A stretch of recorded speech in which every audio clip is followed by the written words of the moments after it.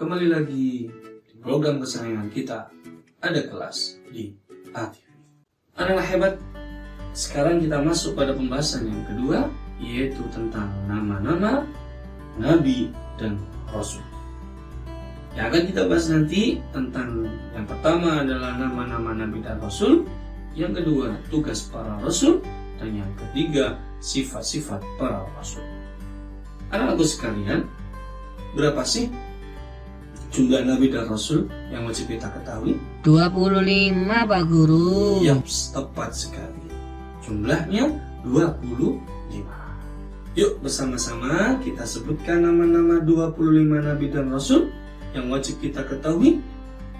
Dan agar lebih mudah, kita menyebutkannya dengan menggunakan nada lagu Balonku Ada Lima. Are you ready? Yuk kita mulai. Wahid, Isnin, Salasa.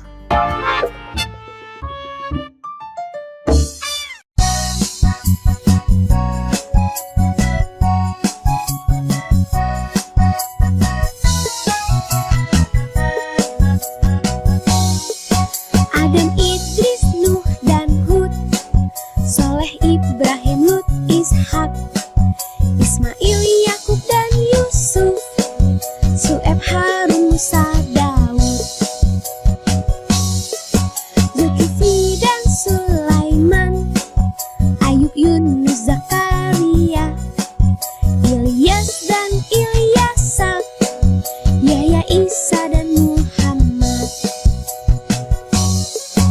Itulah nama nabi, nabi-nabi umat Islam. 25 nabi, semuanya utusan Allah.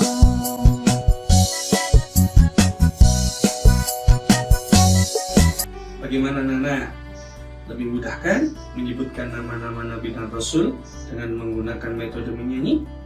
Nah, silahkan diulang-ulang terus ya, biar nanti anak-anakku sekalian cepat hafal nama-nama Nabi dan Rasul. Anak-anak hebat, para Nabi dan Rasul yang diutus Allah sudah membawa tugas masing-masing. Akan tetapi, secara umum, tugas Rasul adalah menyampaikan kebenaran wahyu Allah Subhanahu wa Ta'ala. Adapun secara lebih rinci, tugas para Rasul adalah sebagaimana difirmankan Allah Subhanahu wa Ta'ala dalam Al-Quran surat Fatir ayat 24 yang berbunyi, Inna arsalnaka bil haqqi basira wa nazira wa in min ummatin illa khalla fiha nazira.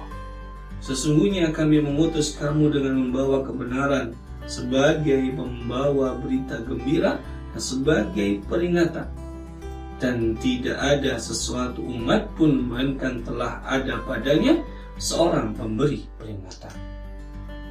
Berdasarkan ayat tersebut, anak-anakku sekalian, maka tugas Rasul itu adalah pertama, menyampaikan kabar gembira atau risalah mengenai janji akan kebahagiaan dan kenikmatan abadi jika mau melaksanakan segala perintah Allah Subhanahu wa Ta'ala dan menjauhi larangannya. Yang kedua, memberi peringatan bagi yang tidak mau mengikuti perintah Allah dengan ancaman dan penderitaan yang tidak berkesudahan dan pedih. Yang ketiga, menyampaikan ajaran agama kepada manusia dan mengajaknya untuk beribadah kepada Allah Subhanahu wa Ta'ala. Yang keempat, menjelaskan semua permasalahan agama yang diturunkan oleh Allah Subhanahu wa Ta'ala. Yang kelima, membimbing manusia kepada kebaikan dan menjauhkan dari kejahatan. Yang keenam, membawa kabar gembira yaitu surga dan peringatan yaitu neraka. Yang ketujuh, memperbaiki kondisi umat manusia. Yang kedelapan, memberikan teladan yang baik, baik itu perkataan maupun perbuatan. Dan yang kesembilan, menegakkan syariat Allah dan mempraktekannya di tengah-tengah umat manusia. Dan yang ke-10, anak-anakku sekalian, memperbaiki kesaksian atas umat mereka pada hari kiamat bahwa Rasul telah menyampaikan misi yang diterima dengan jelas. Selain membawa tugas-tugas dari Allah, ternyata para rasul memiliki sifat-sifat yang berbeda dengan manusia pada umumnya. Apa saja itu sifat-sifat Nabi dan Rasul? Yang pertama adalah siddiq.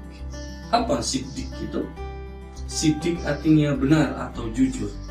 Sebagai seorang Nabi, setiap perkataan maupun perbuatannya selalu benar dan tidak pernah salah. Allah selalu menjaga dan memperingatkan para nabinya, sehingga nabi-nabi Allah itu terhindar dari perkataan dan perbuatan yang salah, atau yang biasa kita kenal dengan istilah maksud. Yang kedua, anak-anakku sekalian, amanah. Artinya dapat dipercaya. Sebagai seorang nabi dan rasul, tentunya harus dapat dipercaya, jujur secara lahir dan batin, serta selalu menepati janji. Yang ketiga, anak-anakku sekalian, sifat Nabi dan Rasul adalah tabligh. Tabligh artinya menyampaikan. Setiap Rasul diutus oleh Allah Subhanahu wa Ta'ala memiliki tugas untuk menyampaikan semua perintah Allah dan larangan Allah kepada umatnya tanpa ada satu pun yang disembunyikan. Yang keempat, anak-anakku sekalian, fatonah. Artinya cerdik dan bijaksana. Setiap nabi dan rasul diutus oleh Allah Subhanahu wa Ta'ala kepada suatu kaum yang memiliki karakter, sifat dan watak yang berbeda-beda. Oleh karena itu, seorang rasul harus cerdik dan bijaksana dalam menghadapi kaumnya tersebut.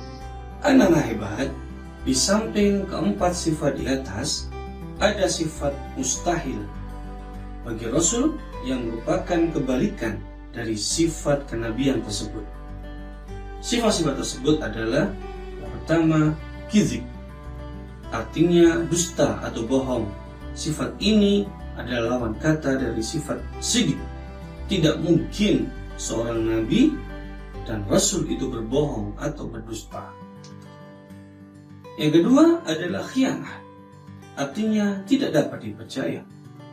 Sifat ini merupakan kebalikan dari sifat amanah yang tidak mungkin dimiliki oleh seorang nabi dan rasul.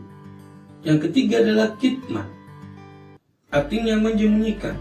Sifat ini merupakan lawan dari sifat tabligh yang sangat bertentangan dengan tugas seorang nabi dan rasul.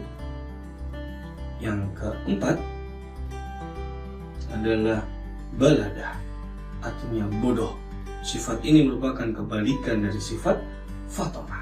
Anak hebat yang dirahmati oleh Allah Subhanahu wa Ta'ala, kita masuk pada pembahasan yang ketiga, yaitu tentang nabi dan rasul ulul azmi.